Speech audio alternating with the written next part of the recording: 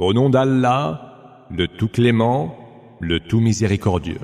Ô prophète, si vous divorcez d'avec les femmes, faites-le en respectant leur délai de viduité, l'Edda, dont vous compterez les jours.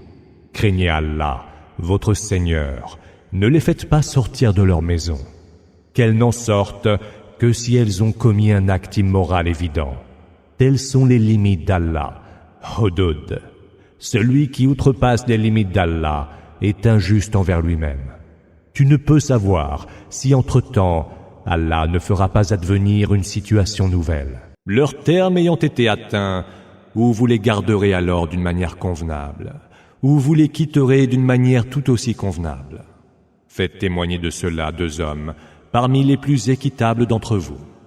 Vous devez en témoigner par obéissance à Allah. Voilà une exhortation pour qui croit en Allah et au jour dernier. À quiconque le craint, Allah prévoit une honorable voie de sortie et lui dispensera des biens d'une manière à laquelle il ne s'attendait pas. Quiconque s'en remet à Allah, Allah lui suffira. Allah atteint toujours son objectif, et il a prévu à chaque chose un terme mesuré. Celles qui ont atteint la ménopause parmi vos femmes devront observer, si vous avez des doutes, en comptant les jours de la Edda, une période d'attente de 3 mois. La même attente est prescrite à celles qui n'ont pas encore leurs règles. Quant à celles qui sont enceintes, leur terme de viduité est l'accouchement. Quiconque craint Allah, Allah lui rendra les choses plus faciles. Tel est l'ordre qu'Allah a fait descendre pour vous. Quiconque craint Allah, Allah rachètera ses mauvaises actions et lui accordera une grande récompense. Logez vos femmes répudiées dans les habitations où vous résidez vous-même, selon vos moyens. Ne leur cherchez pas noise en leur rendant la vie insupportable.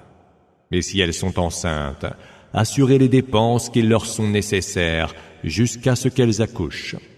Si par la suite, elles allaitent votre enfant, versez-leur une pension. Que vos concertations à ce sujet soient sereines et convenables. Mais si vous ne vous êtes pas entendus, que l'allaitement soit confié à une autre femme, que le fortuné dépense selon sa fortune, mais que l'homme de condition plus modeste dépense de ce qu'Allah lui a accordé comme bien. Allah ne charge une personne que selon ce qu'il lui a donné. Allah fera qu'après la difficulté vienne l'aisance. Combien de cités se sont dressées contre l'ordre de leur Seigneur et de ses messagers. Nous le leur fîmes payer cher, et nous sévîmes contre elles par un supplice des plus atroces. Elles goûtèrent alors le péril dû à leur conduite, mais leur sort fut la ruine. Allah leur a préparé un terrible supplice. Craignez Allah, ô esprit sagace qui avait cru. Allah a fait descendre en révélation pour vous un rappel et a envoyé un messager qui vous récite les versets explicites d'Allah pour faire sortir ceux qui ont cru et ont accompli les bonnes œuvres des ténèbres vers la lumière. Car ceux qui croient en Allah et font le bien, Allah les fera entrer dans des jardins sous lesquels coulent les rivières, où ils séjourneront à tout jamais. Allah leur dispensera ce qu'il y a de meilleur. C'est Allah qui a créé 7 cieux et des terres en nombre semblable. Entre cieux et terre, l'ordre descend toujours pour que vous sachiez qu'Allah est de toutes choses infiniment capable et qu'Allah cerne toutes choses par sa science.